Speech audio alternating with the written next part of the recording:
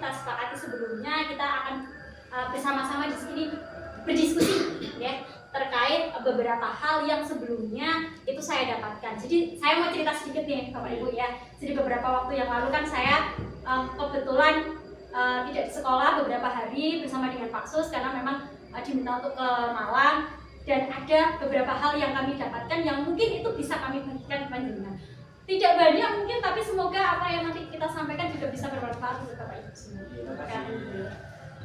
Untuk hari ini agendanya saya mau menyampaikan terkait apa saja sih yang sudah saya dapatkan, kemudian apa yang sudah saya lakukan. Mungkin juga tidak sempurna itu gitu Bapak Ibu, saya sendiri juga belajar. Harapannya dari apa yang sudah saya lakukan, kemudian apa yang sudah saya dapatkan juga bisa menginspirasi Bapak Ibu semuanya. Jadi beberapa waktu yang lalu yang kami dapatkan di Malang sekitar 4 hari itu adalah terkait 7 jurus BK hebat. Jadi kami belajar tentang 7 jurus BK gitu ya. Tetapi untuk hari ini nanti yang akan saya sampaikan itu tidak ke 7-7-nya. Karena kebetulan yang sudah saya coba praktekkan itu baru 2 jurus, yaitu jurus 1 dan jurus 2. Yaitu jurus 1 ada kenali potensi, dan yang jurus 2 ada kelola emosi. Yang sebenarnya semua itu totalnya ada 7 jurus sampai menata situasi. Nah, sebelum saya menyampaikan lebih lanjut, ada satu oleh-oleh penting nih Bapak Ibu ya, yang saya dapatkan dari Malang kemarin. Jadi, kelas kami kemarin menang jingle Bapak Ibu. Jadi kami jadi kemarin waktu di sana kita kan juga ada lomba jingle per kelas. Kelas kami menang dalam pembuatan video jingle. Nah, ini akan saya tunjukkan juga biar tambah semangat semuanya. Mari kita berdiri sebentar. Oke.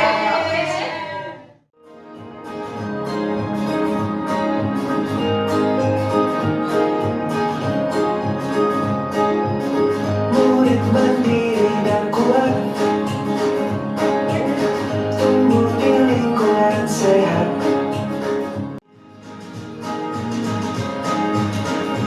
Tujuh jurus BK hebat, bersama murid melangkah tepat. 7 jurus BK hebat, 7 jurus yang akan ku ingat.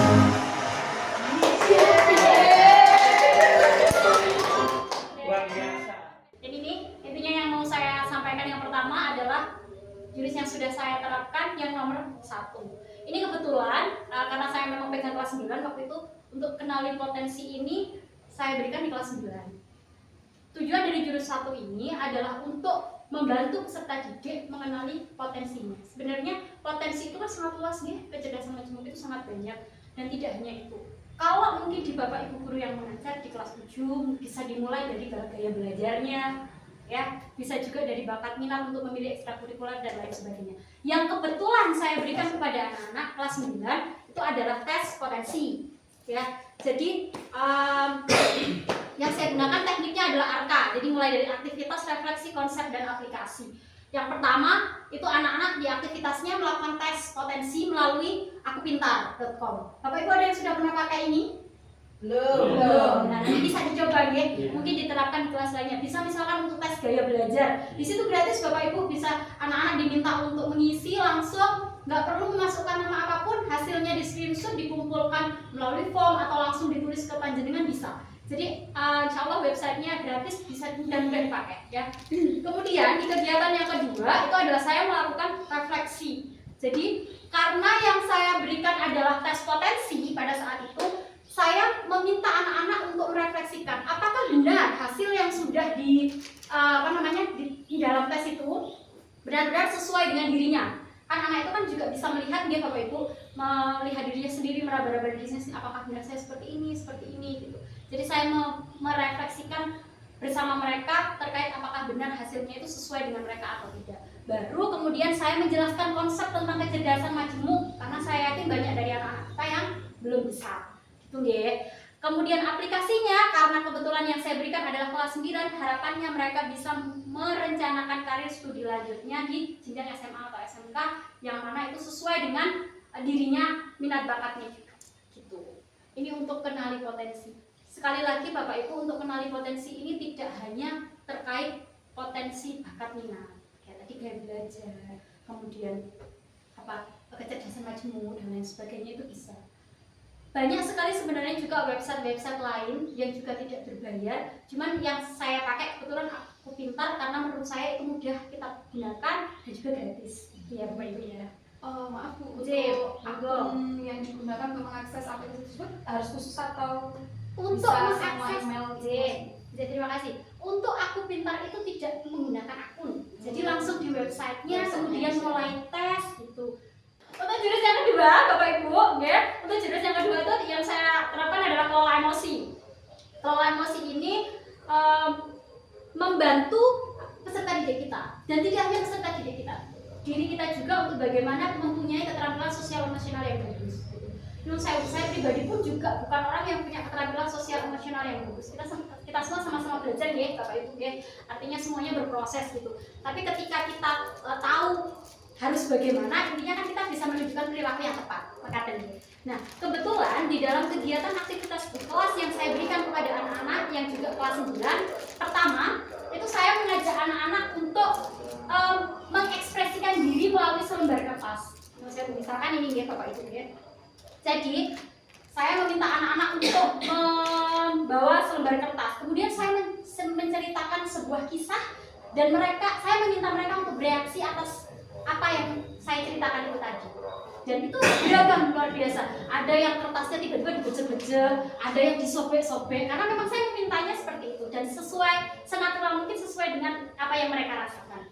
Artinya emosi setiap anak itu berbeda-beda dan ada yang luar biasa tinggi, rendah, ada yang mungkin marah, ada yang kesel, ada yang sedih, ada yang senang. Kata dia Bapak Ibu ya. Kita juga kan demikian deh.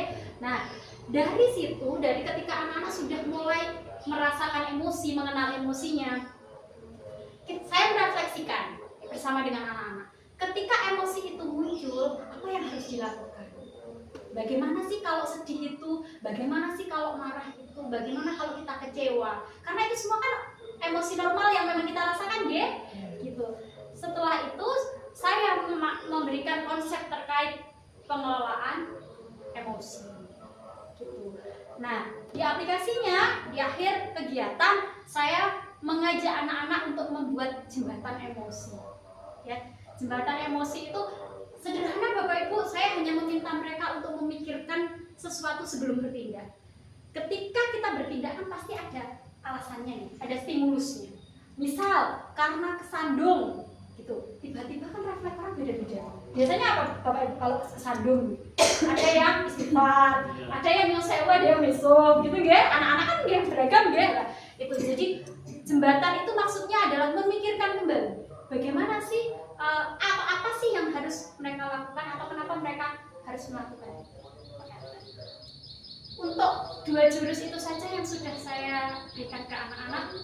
Khusus yang jurus 2 ini spesial, kemarin saya sudah ngobrol dengan Bu Dewi selaku guru matematika. Kita hanya ngobrol, saling sharing, terus kemudian kita menyepakati satu hal ya Bu ya.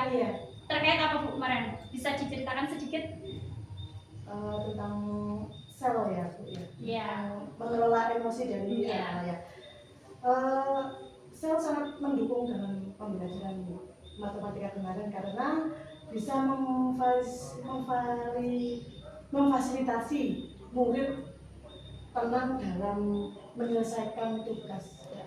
Perlu diketahui kan pembelajaran matematika itu kan pembelajaran yang sulit, membosankan, tapi setelah melakukan pengelolaan emosi tersebut, anak-anak bisa dengan tenang menyelesaikan tugasnya. Itu ya, terima kasih luar biasa. Ya jadi itu karena yang saya kemarin yang baru saya ajak ngobrol Bu Dewi ya Bapak Ibu ya. Jadi kemarin karena memang ada juga bisik-bisik nih dari Bu Dewi kemarin, kenapa sih anak-anak tuh tidak suka matematika, berhitungnya susah dan lain sebagainya gitu. Ternyata kita coba, Bu Dewi coba untuk menerapkan itu di dalam pembelajarannya untuk berhenti sejenak. Iya. Akhirnya bisa lanjut Bu itu anak-anak mengerjakannya. Iya. Jadi setelah diberikan materi kan terus biasanya saya kasih soal tugas gitu kan, terus anak-anak kan kayak bingung, kayak gimana, terus oke, jadi saya mencoba mengelola emosi mereka dengan oke, tenang dulu 1 menit, sejenak bernafas, terus apa namanya, intinya menenangkan diri dulu. Setelah itu melanjutkan aktivitas itu, dan itu juga sangat membantu anak-anak dalam mengerjakan tugas yang diberikan, lebih tenang. Jadinya yang kayaknya ribet sebenarnya itu kan memang kan anaknya masih bingung, masih gimana, karena kan ya pembelajaran matematika seperti itu. Tapi setelah melakukan kegiatan tersebut, anak lebih tenang dan lebih konsentrasi dalam menyelesaikan tugas yang diberikan. Terima kasih ya. Iya, Luar biasa sama-sama. sekali apa yang sudah dilakukan Dewi. Nah itu sedikit Bapak Ibu dari apa yang mungkin bisa kita sharingkan hari ini, dan mungkin itu juga yang sudah disampaikan Bu Dewi, apa yang sudah diterapkan Bu Dewi. Mungkin juga ini bisa diterapkan oleh Bapak Ibu yang lain. Iya, ya. tapi kan Iya. Bu Dewi matematika. Iya. Saya juga perlu diskusi dengan Bu Iva Iya. dalam hal tentang bahasa. Iya. Pelajaran saya kan bahasa Bu Iva. Perlu Bu Sama Iva ya. untuk diskusi. Iya. Demikian Bu Iva. Ya, terima kasih. Nanti artinya bisa kita sambung di kemudian hari ya Bapak Ibu. Untuk hari ini saya kira karena juga ini tadi nyun saya mengganggu waktu panjenengan, kita cukupkan sampai di sini Bapak Ibu. Apa ada yang mau dibahas lagi? Oke, Sudah cuma cukup, terima kasih Bu. satu kalimat buat Bu Iva perlu hebat dan luar biasa. Iya. Oke, sekali lagi terima kasih. Mohon maaf mengganggu waktu panjenengan. Saya akhiri. Wassalamualaikum warahmatullahi wabarakatuh. Waalaikumsalam.